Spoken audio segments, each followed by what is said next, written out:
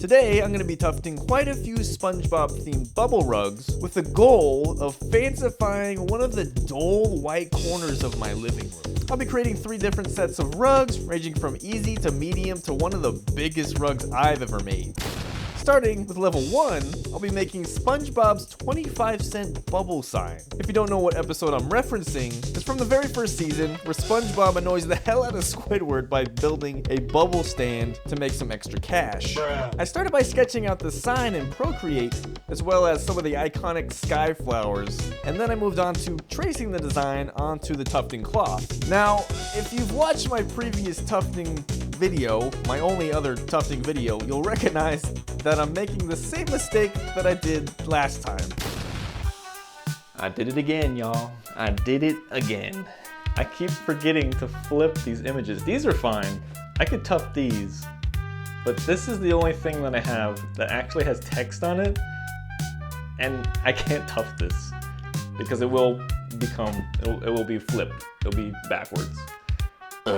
I'm thinking my best option is to take the cloth off and just flip it around and trace it that way. I shit you not, I'm drawing this right. I'm starting to draw this. And then I look up and I realize I didn't even flip it. Like I was supposed to.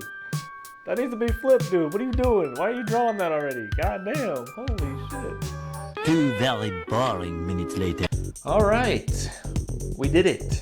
I guess I did it. Continuing on, we need some yarn colors that I don't actually have in my arsenal, so we're gonna need to go to Joanne's.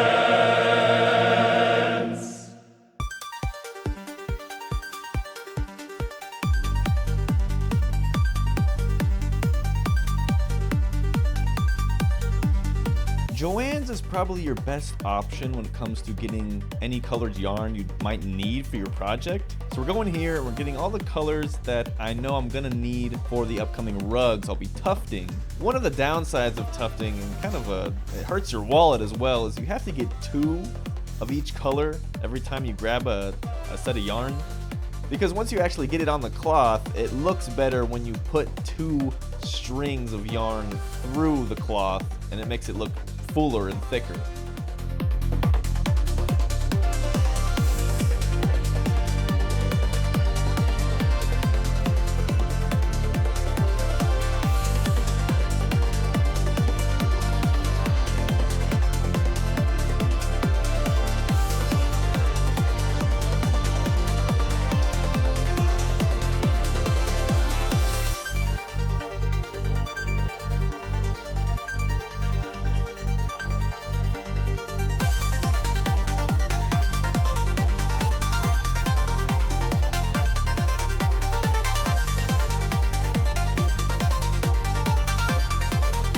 The next day.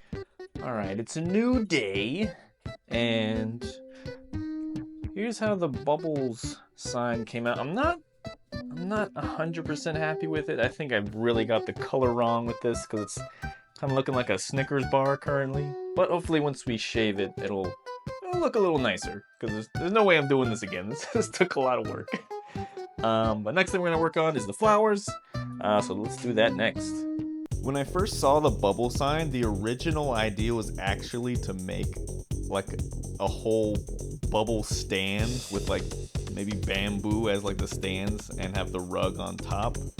But then it would kind of turn into a whole different project where I'd have to involve woodworking, and I'm not really a woodworker. Even though I really like watching woodworking channels, that's just not my skill set, and right now I'm kind of just still learning how to tuft. So I opted for doing the sky flowers instead, because I thought it would really add to the SpongeBob aesthetic that SpongeBob is really known for, and anytime you're watching a SpongeBob episode, you can see these sky flowers floating around in the background, which I always really liked.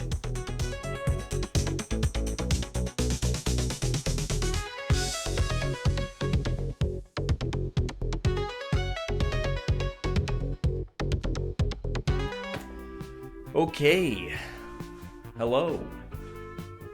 This is done. Looks pretty good. I'm loving the flowers. The flowers look nice. The bubble sign though, it's not looking, the colors aren't right. I didn't choose the right colors. I probably should have color matched a little better, but we're not doing that again. We're gonna move on to the next one. Just gonna take this straight off and just tuft the next one. And yeah, that's it. You're probably wondering why I'm holding a light with the microphone attached to it. I don't know.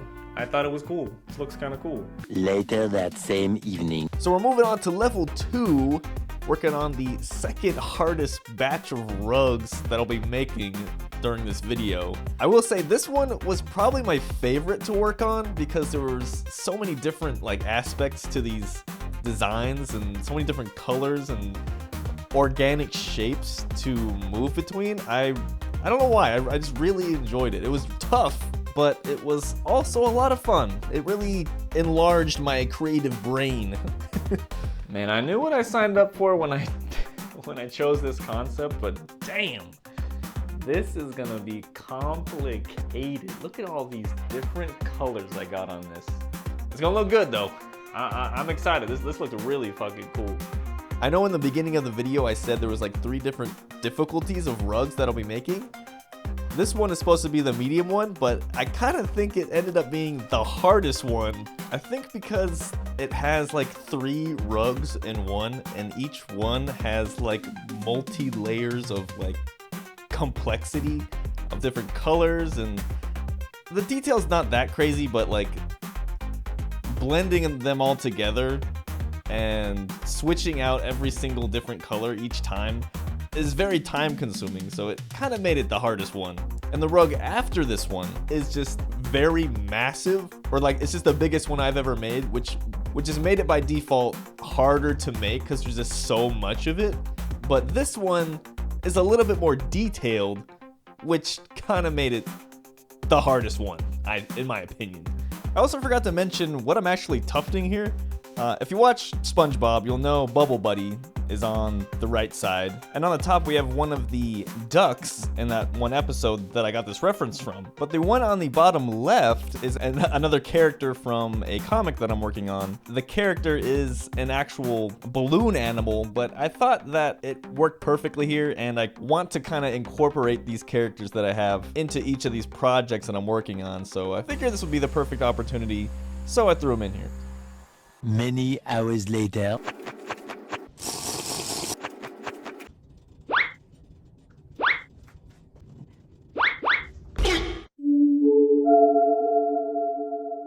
Time for the last one, the final rug. It's Squidward's house floating in the sky inside this giant bubble. I'm not gonna talk too much, just enjoy the process.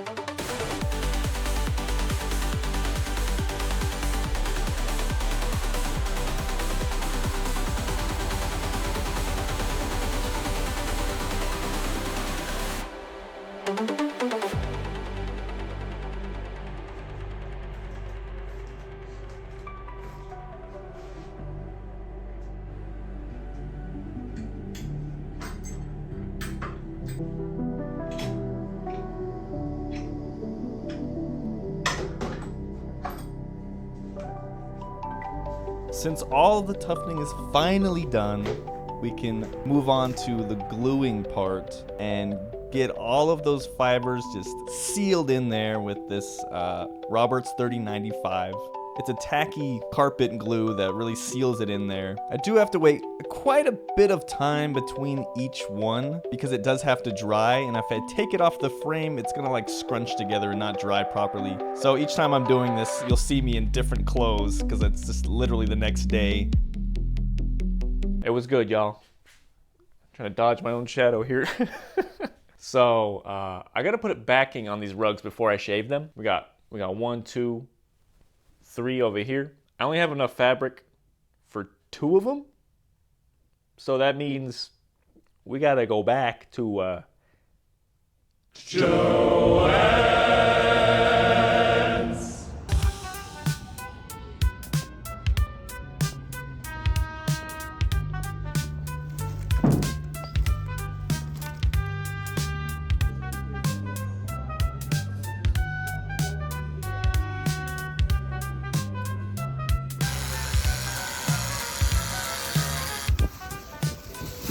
Got the goods.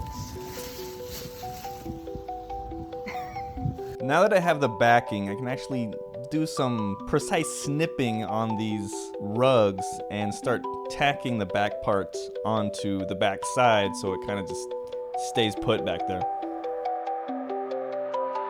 So these are done.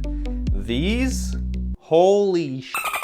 So probably the hardest set of rugs I had to manipulate and maneuver the back side of it. This is more of a note to myself. I need to get some different scissors. These ones are great. I got these off Amazon. Snavita. These are pretty good, but I'm left-handed, and these are right-handed scissors. So this shit it's digging into my thumb here. Like you can see, it's almost like purple. So I need to get some left-handed scissors similar to these. Unfortunately, I did have to endure the pain because I really wanted to get this project done and just power through, use these scissors and snip through all these little patch points to get it stitched together. I tried switching back and forth between hands, but it just didn't feel right.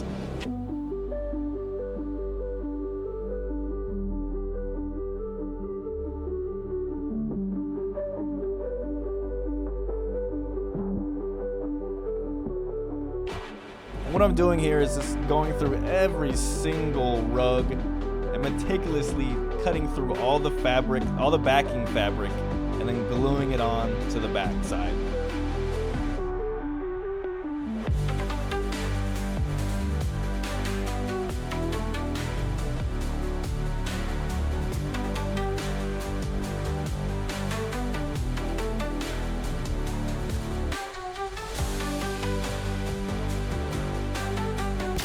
One week later.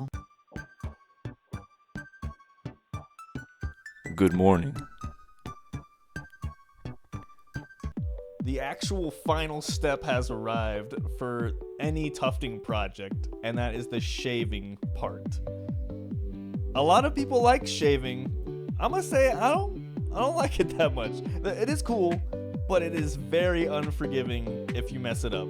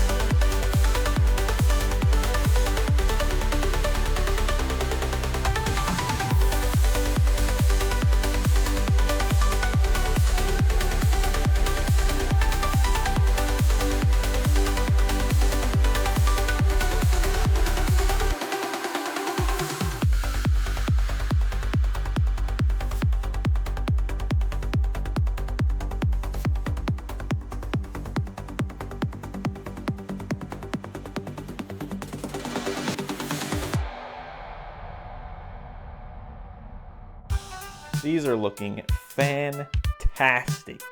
And I only have one more I gotta do.